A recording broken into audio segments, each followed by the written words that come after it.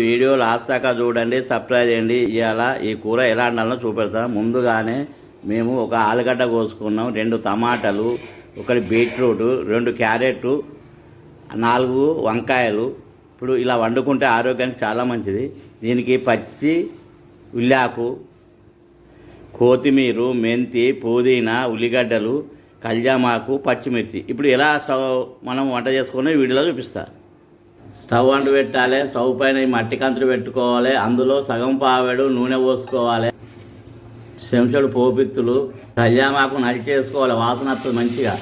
పచ్చిమిరపకాయలు, ఉల్లిగడ్డలు, చెంచాడు మినపప్పు, నీగపప్పు, పెసరపప్పు, ఉల్లాకు, కొత్తిమీర, పసుపు చెంచాడు ఇంగు మొత్తం కలుపుకోవాలి. ఒకసారి చెంచాడు అల్లం వెల్లిపాయ, క్యారెట్ ముక్కలు, బీట్రూట్, ఆలుగడ్డ, టమాటా, వంకాయలు, చెంచాడు కారపొడి, తగినంత ఉప్పు మొత్తము కలుపుకోవాలి.